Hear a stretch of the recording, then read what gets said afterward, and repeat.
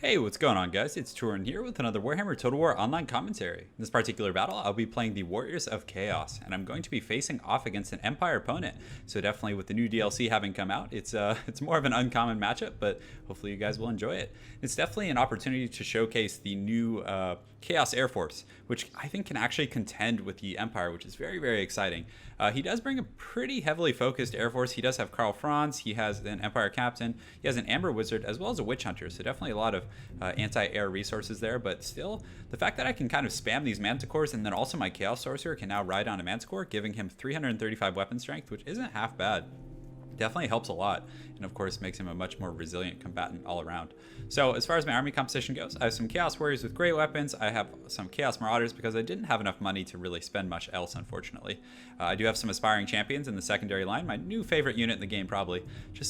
Just an all-around awesome unit. And against the Empire, they're actually not that bad of a choice. They're very, very resilient. They can encourage your nearby troops, and a lot of Empire soldiers like halberdiers, spearmen, troops that typically fill a lot of fodder roles just get cut to pieces by these guys.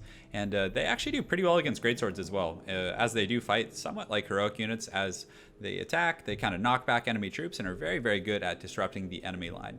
I also brought some Forsaken, which I also believe are a very, very good unit against the Empire. They can tear through low-tier infantry. They can outmaneuver. They're very, very good at flanking with their, what's their speed? It's actually 48. And also their weapon strength is just huge. Very, very strong. It looks like it's 64 right now. That's with buffs, of course, but very, very strong. And then, of course, I have two Manticores, an Exalted Hero, Laura Fire Sorcerer, and a Chaos Sword who's rocking his potions, of course. My opponent here, he has some Pistoliers down here in the forest. Pretty good, if I'm not mistaken. Are these actually... No, they're not the armor-piercing ones, so I guess he probably just didn't have quite enough money and just wanted to go with the Pistoliers. But people have been doing Marauder, Troll armies, all kinds of things that are lightly armored as Chaos, actually. So these guys aren't terrible. And also, they'll do pretty well against Manticores, who have very, very low armor, if I'm not mistaken. Let's go ahead and take a look real quick, guys. Yeah, the Manticore, actually, it's an Exalted Hero. The Manticore does have 45 armor, so the Pistoliers will do okay at focusing it down.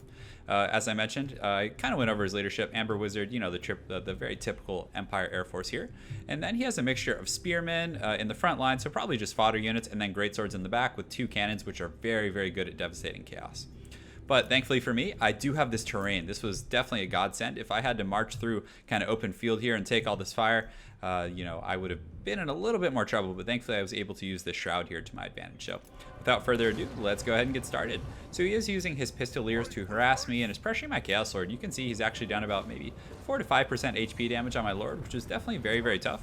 Any damage before this Air Force fight is going to make a big difference because it's all going to come down to very, minute details. So that little damage he's doing now is definitely paying its dues.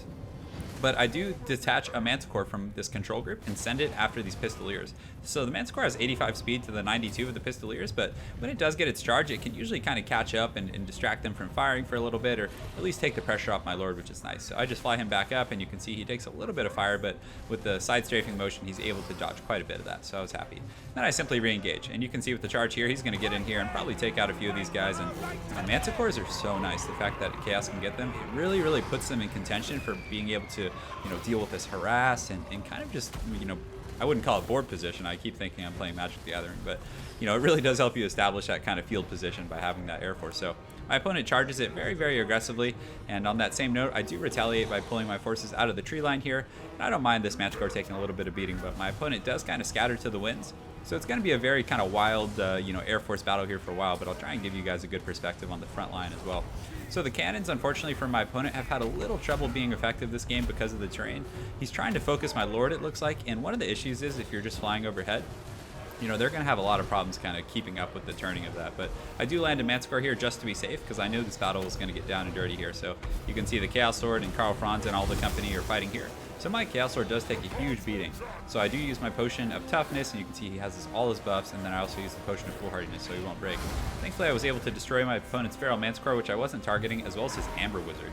So you can see the Chaos Air Force can do huge damage with the Flaming Sword of Ruin from the Chaos Sword. He literally chunked this guy really, really hard. So my opponent does flee with Karl Franz, and at that point the Empire ground force is now engaged with my Aspiring Champions. So these guys are getting down and dirty, and you can see they're just going to absolutely wreck these Spearmen. And it'll take Spearmen an eternity to get through the 120 armor of these kind of mini Chosen. So they're doing pretty well for me in the front line. And you can see the Forsaken were able to sneak around the flank and are going to come in and just absolutely decimate these low tier troops.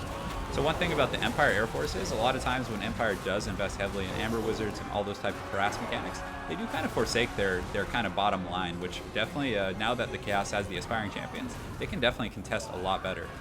And also, if I'm not mistaken, Greatswords were also nerfed, so that definitely makes a big difference in this matchup as well. So over here you can see some Chaos Warriors had penetrated the front line and were able to deal with those cannons.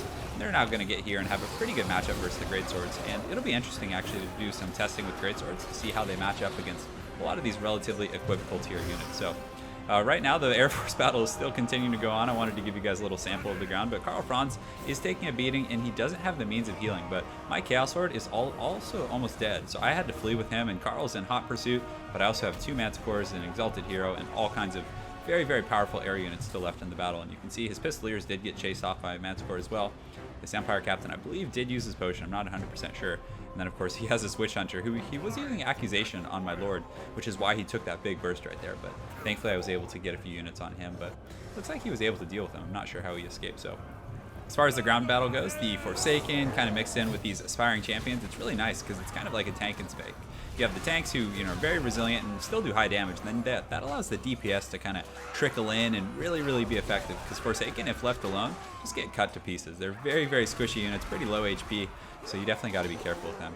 So the Manticore still very useful. He's just been putting in work all game, taking out cannons, taking out missile troops, all that kind of stuff. But my opponent still does have a pretty strong force over here, so definitely got to be careful. But fortunately, I did miss it. But Karl Franz did try to do battle over here and kind of went in for a last-ditch effort on this Chaos Lord. Thankfully, my guy did have support, whereas Karl Franz was relatively alone in that particular battle. So tough situation for him. But the Forsaken and other Chaos ground troops are doing really well, and I feel like these Aspiring Champions just really kind of gave them something they really needed to kind of push their infantry for. Granted, I still don't think it's perfect, and obviously there was a lot of things that didn't work out well for my opponent this game with this terrain. His cannons were kind of not useful. They didn't really do much. It was a big waste of resources, not by any fault of his own. It was simply that the terrain was just not good for it, and there's not much you can do about that. But you can see the Chaos Air Force, I just wanted to showcase a little bit that they can really contest the skies.